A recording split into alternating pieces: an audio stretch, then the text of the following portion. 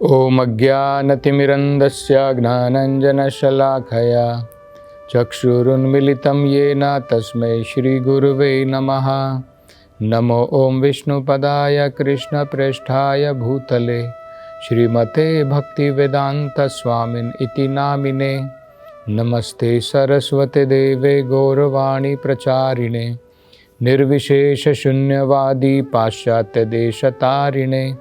जय श्री कृष्ण चैतन्य प्रभु नित्यानंद श्री अद्वैत गदाधर श्रीवासदि गौर भक्त वृंदा। हरे कृष्णा कृष्ण कृष्णा हरे हरे, हरे राम राम राम हरे हरे। हरे कृष्णा।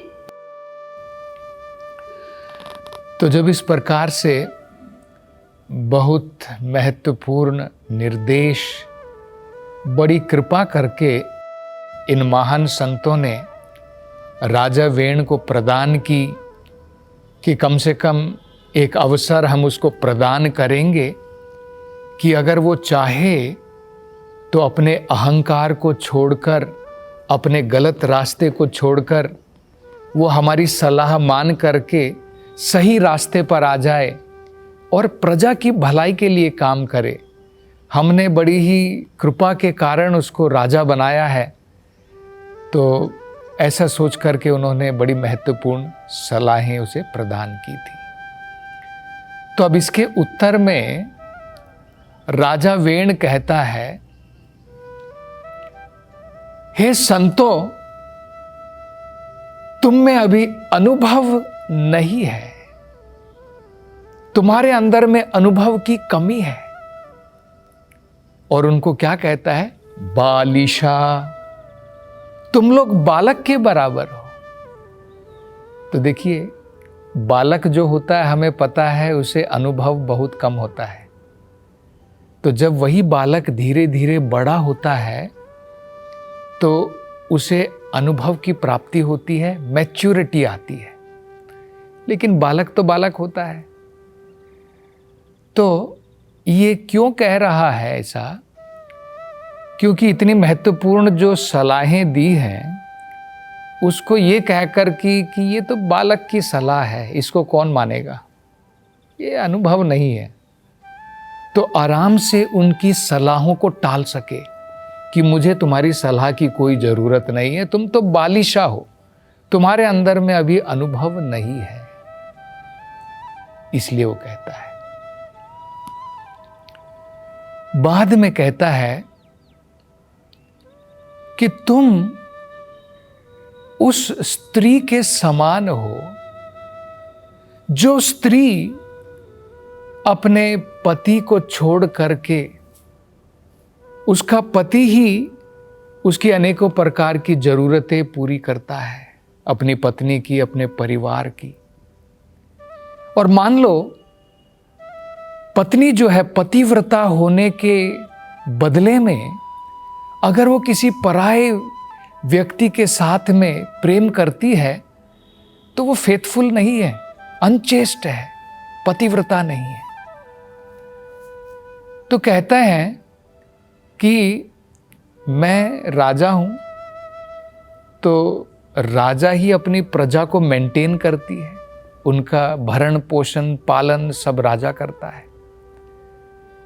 तो तुम मुझको छोड़ करके देवताओं के लिए यज्ञ कर रहे हो। ये तो उसी प्रकार से है जिस प्रकार से अपने घर के अंदर में पति जो है अपने सारे परिवार का भरण पोषण करता है। तो पत्नी को चाहिए कि वो पतिव्रता हो, लेकिन पत्नी अगर किसी और पराये पुरुष के साथ में प्रेम करती है, उसके साथ में जाती है, तो वो सही नहीं है, अनचेस्ट कहलाती है।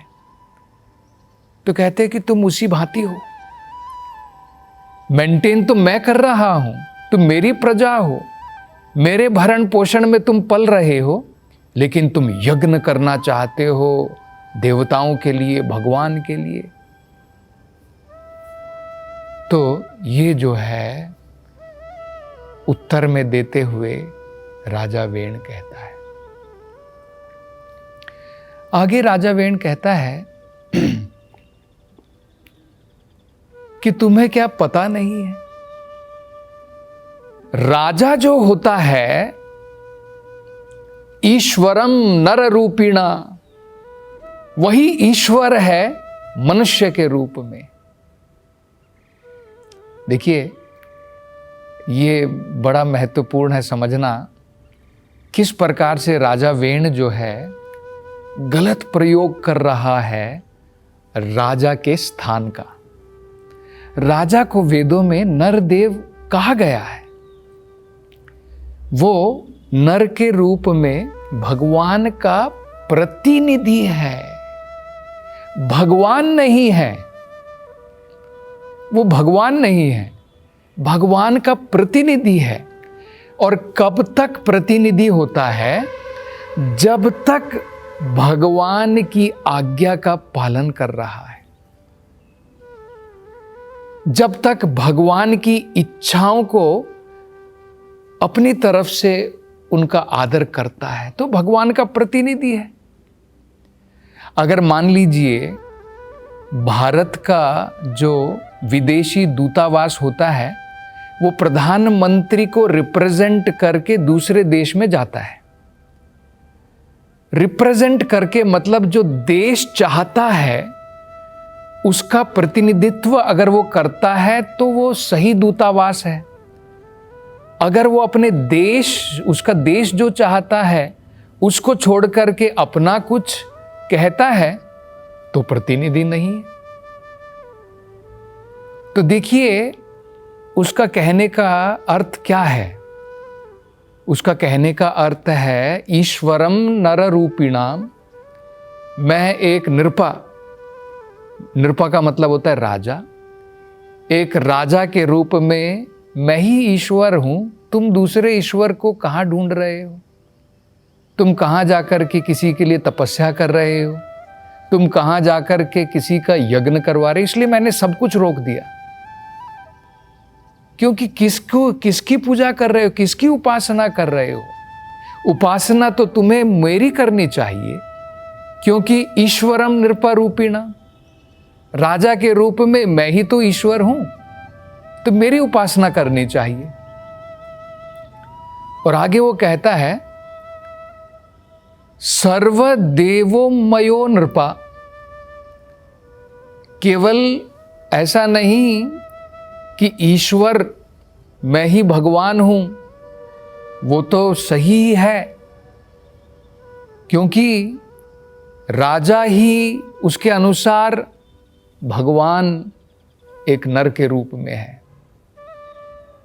और अब वो कहता है इतना ही नहीं, सारे देवताओं के अंश राजा में विराजमान है।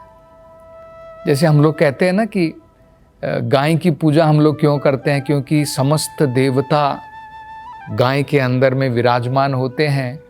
अब देखिए राजा वेण जो है इसी प्रकार की तुलना कर रहा है कि अरे भाई तुम कहाँ इंद्र, वो कहते हैं इंद्र, चंद्र, वरुण, कुबेर, जितने भी, यहाँ तक कि विष्णु, ये सारे राजा के शरीर के अंश होते हैं।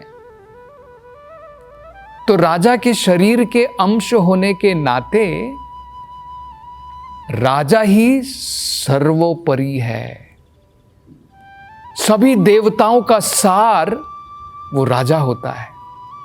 तो तुम्हें क्या करना चाहिए? राजा की उपासना करनी चाहिए। तो राजा की उपासना को छोड़ करके तुम अनेकों प्रकार की तपस्याओं में लगे हो, यज्ञ में लगे हो, इसलिए मैंने वो सब बंद करा दिए। तो देखिए क्या क्या अनेकों प्रकार के कारण बता रहा है। इन अपने जो उसने क्रूर कार्य किए हैं उसको जस्टिफाई कर रहा है। पहले तो कह दिया कि तुम्हारे अंदर में अनुभव नहीं है, तुम तो बालक के बराबर हो। बाद में ये भी कह दिया कि तुम उस प्रकार की स्त्री के बराबर हो जो पति जो तुम्हारा भरण पोषण करता है उसको छोड़ करके तुम पतिव्रता को छोड़ करके पराये पुरुष के पास में जाती हो, तुम बिल्कुल उस प्रकार के हो, क्योंकि मेंटेन तो मैं कर रहा हूं, तुम्हारा भरण पोषण तो मैं कर रहा हूं, तो मुझे छोड़ करके तुम अनेकों प्रकार के यज्ञ करते हो, अनेकों प्रकार की तपस्याएं करते हो। ये कहा। बाद में उसने कह दिया कि राजा के रूप में भगवान ही राजा के रूप में है, तो किसी और दूसरे भगवान की उपासना की जरूरत ही नहीं है, तुम्हारे सामने साक्षात भगवान खड़ा है। और बाद में तुलना करते हुए कहता है कि सारे जितने भी देवतागण हैं जो शाप दे सकते हैं या जो आशीर्वाद दे सकते हैं, अभी हमें पता है कि हम जब देवताओं की उपासना करते हैं तो देवतागण जो है अगर रुष्ट हो जाते हैं तो शाप दे देते हैं, और अगर प्रसन्न हो जाते हैं तो कुछ आशीर्वाद दे देते हैं। तो कहते हैं कि वो सारे देवतागण राजा के शरीर के अंदर में ही है, प्रविष्ट हैं,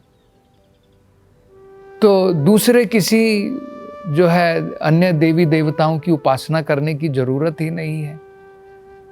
तो अब आगे उनको अपना फाइनल कंक्लूजन सुनाते हुए ये राजा कहता है, वेण कहता है, इसलिए मैं तुमसे कहता हूं कि तुम्हारी ये जो ईर्ष्या है राजा के प्रति, तुम्हारे मन के अंदर में जो ये द्वेष है मेरे प्रति, इसको छोड़ दो।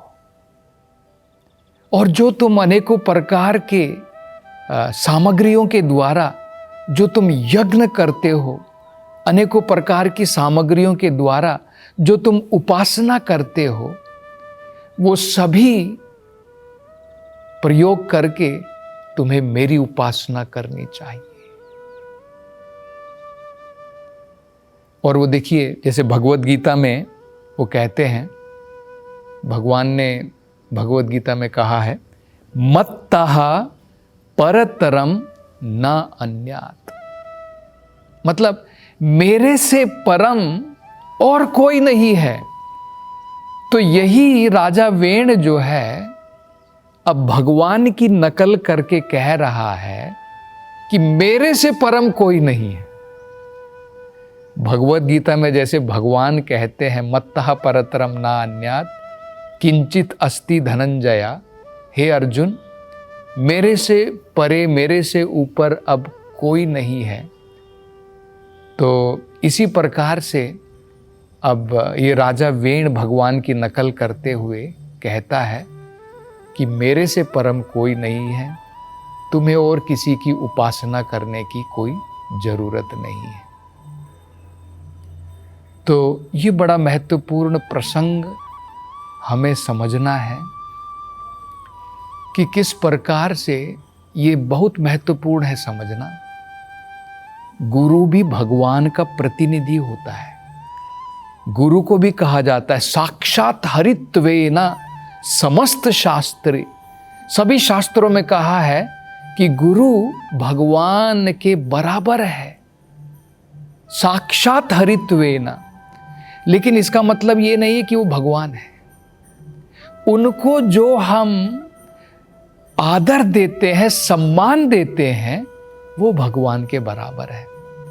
ठीक उसी प्रकार से जैसे अगर एक प्रधानमंत्री को रिप्रेजेंट करके एक दूतावास भी, विदेशी दूतावास, फॉरेन एम्बेसडर जो होता है, वो विदेश में जाता है, उसे भी उसी प्रकार का वेलकम, सम्मान दिया जाता है, उसका स्वागत किया जाता है जैसे प्रधानमंत्री का किया जाता हो, क्योंकि वो पूरे देश को रिप्रेजेंट कर रहा है। तो इसी प्रकार से राजा जो होता है वो भगवान का प्रतिनिधि होता है, अगर वो भगवान की इच्छाओं को पूर्ण कर रहा है। रावण भी राजा था, कंस भी राजा था, लेकिन वो भगवान के प्रतिनिधि नहीं थे। तो जब व्यक्ति अपने स्थान का, अपनी शक्तियों का गलत प्रयोग करता है, तब वो भगवान का प्रतिनिधि नहीं कहलाता है। तो तो यहाँ तो हम लोग वेण में देख रहे हैं, और जो भगवान का प्रतिनिधि होता है वो ये नहीं कहेगा कि मैं ही भगवान हूँ, तुम्हारे यज्ञ करने की जरूरत नहीं है, तुम्हें अलग से उपासना करने की कोई जरूरत नहीं है। राजा कभी नहीं कहेगा मेरी पूजा करो। क्या आपने कभी सुना है महाराज युधिष्ठिर ने ऐसा कहा हो कि मैं भगवान का प्रतिनिधि हूं, तुम मेरी ही उपासना करो? ऐसा नहीं कहा। गुरु भी नहीं कहते हैं। गुरु भी कहते हैं कि हमें भगवान की शरण में जाना है। लेकिन भगवान ने बताया है कि भगवान की शरण हम कैसे ले सकते हैं? गुरु की शरण लेकर के। अगर गुरु भगवान का शुद्ध भक्त है तो ये अंतर जो है हमें समझना है। ये आसुरिक भावना होती है जब व्यक्ति ऐसा सोचता है कि मैं ही सब कुछ हूं, मुझसे ऊपर और कोई नहीं है। ये असुरों की भाषा है। तो राजा वेण जो यहां पर कह रहा है, क्योंकि वो दुष्ट है और उसके अंदर में आसुरिक गुण है, उसके कारण बिल्कुल असुरों की भाषा में वो इस प्रकार से अपने उसने जो जो काम किए हैं उसको जस्टिफाई कर रहा है, और साथ में उनको भी कह रहा है, इन महान संतों को कह रहा है कि तुम्हें दूसरी उपासना करने की जरूरत नहीं है। अगर तुम इस जीवन में और अगले जीवन में शांति और सुख समृद्धि प्राप्त करना चाहते हो तो मेरी उपासना करो। तो अब ये संतगण जो हैं इसकी बातों को सुनकर के अब उनकी क्या प्रतिक्रिया होगी, इसकी चर्चा अगली कथा में करेंगे। हरे कृष्ण।